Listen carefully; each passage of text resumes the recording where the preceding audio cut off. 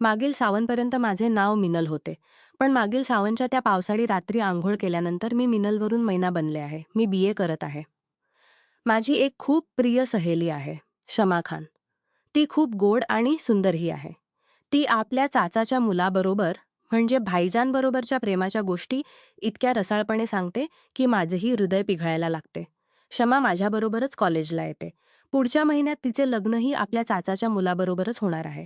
पण त्यांना लग्नाची घाई नाही, कारण लग्नापूर्वीच ते रोज रोज आपली सुहागरात्र मनवतात. शमा सांगते की तिचा भाईजान गुल खान हा तिच्या चाचाचा मुलगा आहे. त्यांचे कुटुंब त्यांच्याच बरोबरच्या कोठीत राहते. त्यांचा कपड्यांचा मोठा व्यवसाय आहे.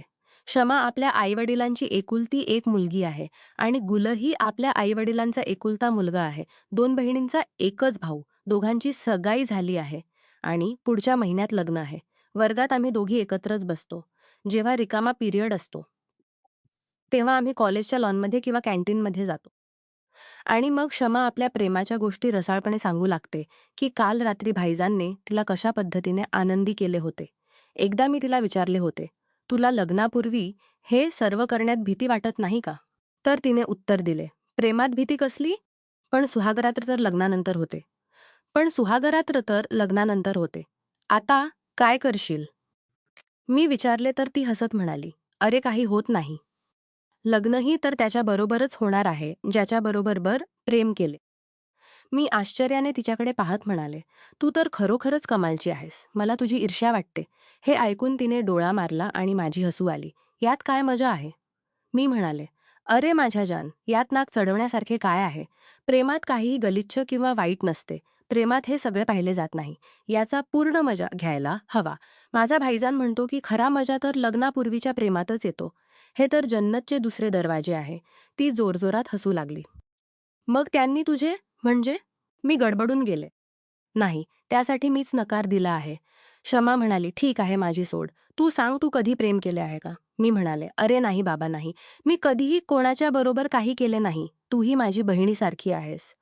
लग्नापूर्वी केलेल्या प्रेमात वेगळाच मजा असतो. मुलीची सुंदरता आणखी वाढते. तू कोणाला का पटवत नाहीस? आपली जबरदस्त तारुण्य का वाया घालवत आहेस? कोणता तरी चांगला मुलगा शोध आणि त्याच्याशी प्रेम कर. पण मी नेहमी तिच्या बोलण्याकडे दुर्लक्ष करत असे. मला वाटे की आपले सगळे काही आपल्या नवऱ्यालाच अर्पण करावे. आपले प्रेम, जीवन आणि सगळा वेळ. पण शमाच्या या गोष्टी ऐकत ऐकत मीही थकून गेले होते. माझ्या रात्रीची झोप शमाच्या या बोलण्यांनी हराम करून टाकली होती.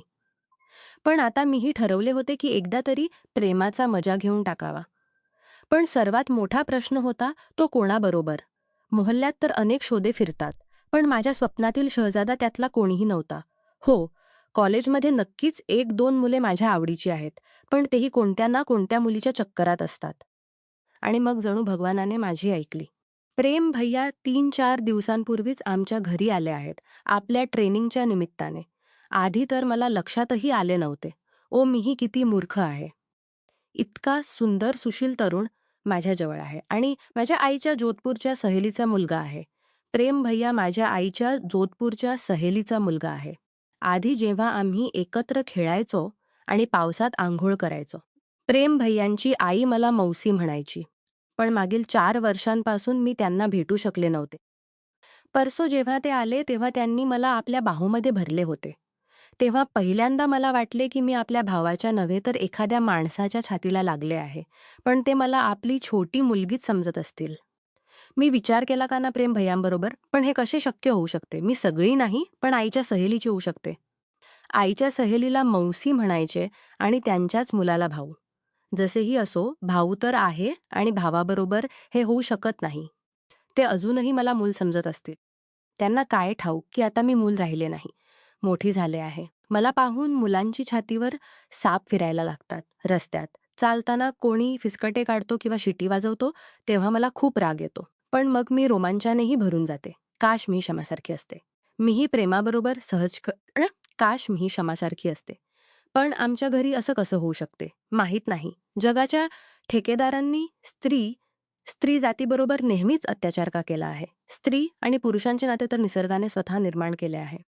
शमा सांगते की तिची एक नातेवाईक आहे. तिने तर आपल्या सगळ्या भावाबरोबरच प्रेम केले होते. मग मीही सगळे काही ठरवले. लहानपणी मला पावसात आंघोळ करायला खूप आवडायचे. पण माझी आई मला पावसात भिजू देत नसे. कारण जेव्हा मी पावसात अंघोळ करायचे, तेव्हा मला सर्दी होत असे आणि मी आजारी पडायचे. मग आई खूप रागावायची. आता पाऊस पडतो, तेव्हा मी स्वतःला रोखू शकत नाही. मग नंतर त्रास झाला तरी चालेल. आणि सावनची पाऊस तर मी चुकवूच शकत नाही. वर एक खोली आहे आणि त्याच्याबरोबरच बाथरूमही आहे. जर कोणी पाहुणे आले तर त्यातच राहतो. प्रेम भैय्यांनाही तीच खोली दिली आहे. ते या खोलीत कोणत्याही अडथळ्याशिवाय आपले अभ्यास करू शकतात. त्यावेळी रात्रीचे साधारण 9 वाजले असतील. आम्ही सगळ्यांनी जेवण केले होते. आई-वडील झोपले होते. मी प्रेम भैय्यांच्या जवळ बसून गप्पा मारत होते. बाहेर पाऊस पडत होता. माझे मन पावसात अंघोळ करण्यास मचळू लागले. मी प्रेमांना सांगितले तर ते म्हणाले, "तुला सर्दी होईल आणि मग मौसीजी खूप रागावतील." "ओ, काही होत नाही. प्लीज भैय्या या ना, पावसात अंघोळ करण्यात खूप मजा येईल." आणि मग आम्ही दोघेही बाहेर आलो. मी हलक्या पिस्ता रंगाचा टॉप आणि पातळ कापसाचा पजामा घातला होता. भैय्यांनीही कुर्ता पजामा घातला होता. मी 2-3 वर्षांनी पावसात अंघोळ करत होते. अंघोळीत आधी तर मला खूप मजा आली. पण नंतर सर्दीमुळे माझे दात कडकडू लागले आणि मला शिंका यायला लागल्या. माझे सगळे कपडे भिजले होते आणि ओल्या कपड्यांमध्ये माझे शरीर स्पष्ट दिसत होते. भैय्यांच्या डोळ्यातील टक लावलेली नजर माझ्यापासून लपली नव्हती. भगवानाने स्त्री जातीला हे गुण दिले आहे की ती पुरुषांच्या नजरे ओळखू शकते एका मिनिटात. मग मी त्यांच्या डोळ्यातील चमक कशी ओळखणार नाही? मला आपल्याकडे पाहताना पाहून भैय्या म्हणाले, "मी तुला मनाई केली होती ना, आता मौसीजी किती नाराज होतील. ओ भैय्या, प्लीज मम्मीला सांगू नका ना." ओछी मला जोराची शिंक आली. भैय्या माझा हात पकडून खाली नेण्यास लागले. मी म्हणाले, "नाही, खाली आई बघतील. तुमच्या खोलीतच चला." आणि आम्ही खोलीत परत आलो. माझे दात कडकडत होते. भैय्यांनी टॉवेलने माझे शरीर पुसायला सुरुवात केली. शरीर पुसताना त्यांचा हात माझ्या गळ्याखाली गेला. माझ्या शरीरात जणू विजेचा झटका आला. मी रोमांचाने भरून गेले. "ओ, हे ओले कपडे काढावे लागतील." "पण तुझ्यासाठी कोरडे कपडे." "काही हरकत नाही. तुमच्याकडे लुंगी आणि शर्ट असेल ना?" हो, त्यांनी आपली धुलेली लुंगी आणि शर्ट मला दिली. आम्ही दोघांनीही बाथरूममध्ये जाऊन कपडे बदलले. भैय्यांच्या नजरा माझ्यावरून हटतच नव्हत्या. मोजावून हटतच नव्हत्या. इतक्यात जोरदार विजा पडली तर घाबरून मी भैय्यांच्या दिशेने सरकलो. भैय्या म्हणाले, "तू तर मुद्दामच संकट ओढवून घेतलेस. ये, "तुझे हात पायाचे तळवे मळून देतो." यामुळे तुझी सर्दी कमी होईल." आणि त्यांनी माझा नाजूक हात आपल्या हातात घेतला. माझ्यासाठी कोणत्याही मुलाचा हा पहिला स्पर्श होता. माझ्या शरीरात एक गुदगुदीसारखी लहर दौडू लागली. भैय्या माझे हात मळत होते. मी कोपऱ्यातून पाहिले होते. समोरचे दृश्य होते. त्यांचे श्वास गरम होत चालले होते. माझाही तसाच हाल होता. माझे ओठ कापत होते. पण यावेळी सर्दीमुळे नव्हे तर रोमांचामुळे. पण मी सर्दीचा बहाणा ठेवला होता. मग भैय्या म्हणाले, "मीनू, ये, तुझे पायाचे तळवेही मळून देतो." मीही तेच हवे होते. मी बेडला टेकून बसली होते. मी एक पाय थोडासा पुढे केला. त्यांनी माझ्या पायाच्या तळव्यांना मळायला सुरुवात केली. जसे त्यांनी माझा पाय थोडासा वर केला, तसे कपडा खाली सरकला. मी मुद्दाम याकडे लक्ष दिले नाही. मला माहीत होते, आता त्यांना स्पष्ट दिसत असेल. मी चोरून डोळ्यांनी पाहिले. भैय्यांची कणपटी लाल झाली होती. थोडासा घामही आला होता. त्यांचे ओठही कापायला लागले होते. भैय्यांची अवस्था वाईट होती. ते टक लावून माझ्याकडेच पाहत होते. मला पाहून त्यांचे डोळे फाटलेले फाटलेलेच राहिले. त्यांचे हात कापत होते. मीही डोळे बंद करून रोमांचाच्या सागरात बुडी मारत होते. मी छेडछाडीच्या अंदाजात त्यांना म्हणाले, "भैय्या, तुम्हालाही सर्दी लागत आहे का?" "हो, कदाचित असेच आहे. पण सर्दीत दात कडकडतात. तुम्हाला अजूनही माझ्याकडेच होते." मी झटकन आपला पाय ओढून लुंगीने झाकला. मी म्हणाले, "ओ सॉरी." भैय्यांची अवस्था पाहण्यासारखी होती. "भैय्या, हे चीटिंग आहे." मी खोटे-मोठे रागावले. "ओ सॉरी बेब, मी काही पाहिले नाही." "मग तुम्ही इतके घाबरून का आहात?" माझी हसू आली. "ओ आय एम सॉरी." "ठीक आहे भैय्या, एक गोष्ट विचारू?" "काय, खरं सांग. तुमची कोणती तरी गर्लफ्रेंड आहे का?" "अरे ते नाही तर पण तू का विचारत आहेस? प्लीज सांग ना भैय्या." "अरे मी सांगितलेच की माझी कोणतीही गर्लफ्रेंड नाही. मला तर अभ्यासातूनच फुरसत मिळत नाही. पण एक गोष्ट आहे." "ती काय? तुझी ती जी फ्रेंड आहे ना, अरे तीच जी सकाळी आली होती." "ओ क्षमा." "हो का? काय आहे यार, ती खूप सुंदर आहे." "ओ, तर माझा भैय्या तिच्यावर मरत आहे." मी हसू लागले. "नाही, अशी गोष्ट नाही. वैसे ती लाजवाब आहे." भैय्यांच्या डोळ्यात जणू चमक आली. "अरे तिचा विसा लागला आहे. म्हणजे तिचे लग्न होणार आहे. आता ती हातात येणार नाही." "ओ, पण तिच्यात अशी काय गोष्ट आहे?" "यार मीनू, तिला पाहताच मन बागबाग बागबाग होते. जणू कयामतच आहे.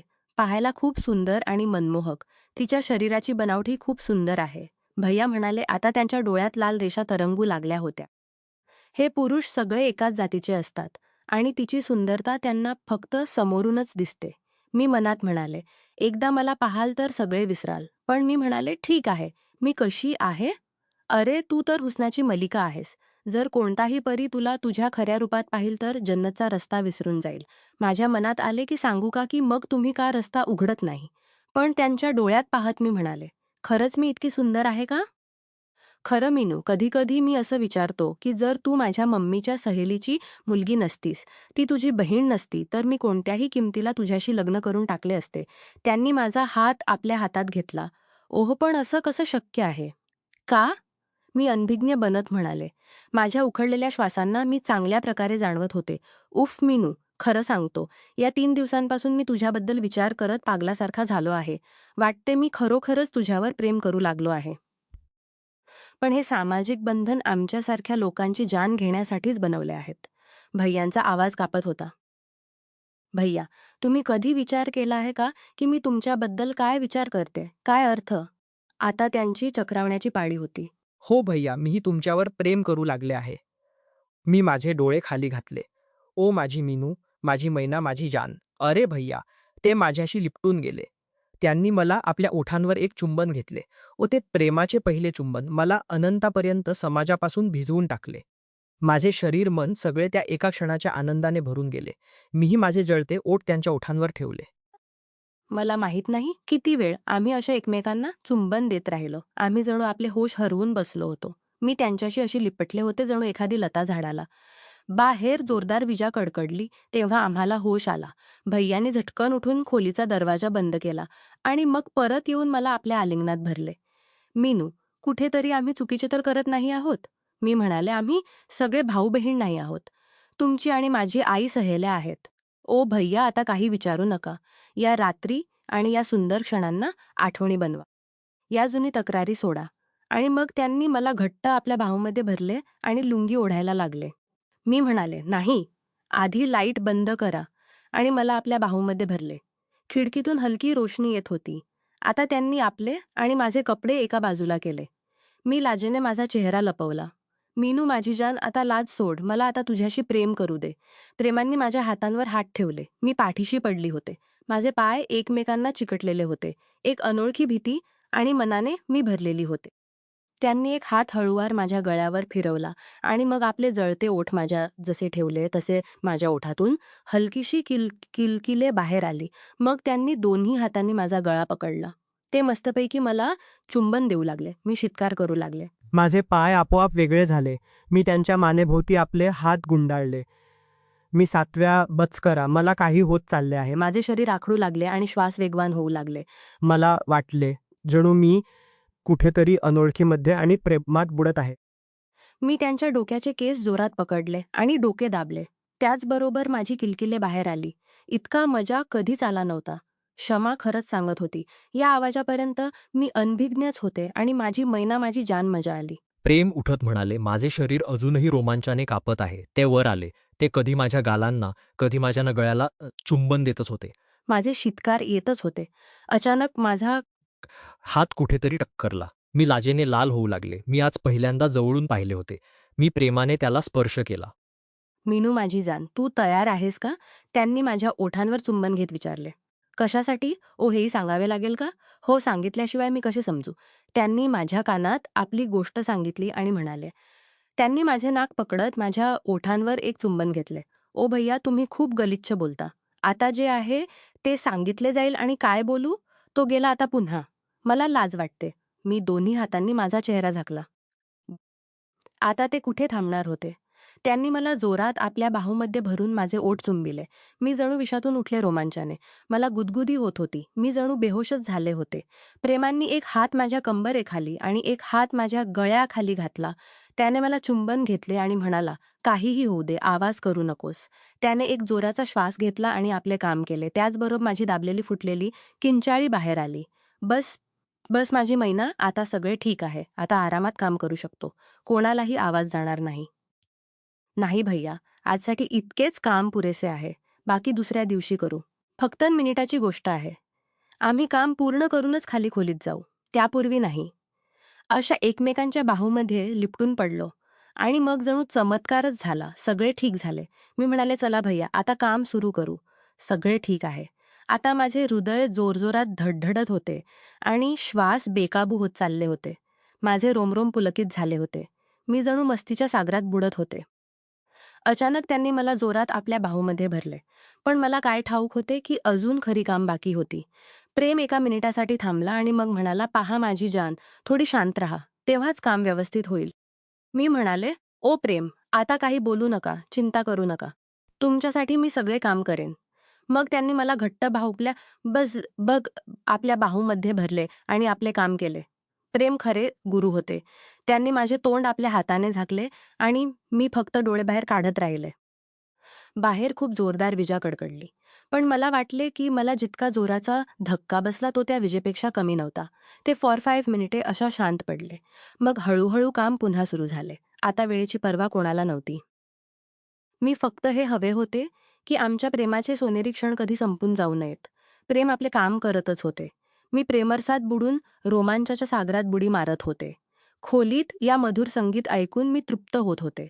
या अनोख्या प्रेमाबद्दल आत्तापर्यंत मी अनभिज्ञच होते. याच्या बदल्यात जर स्वर्गही मिळाला तरी मी जाणार नाही. माझी मैना आता मीही जाणार आहे, भैया म्हणाले.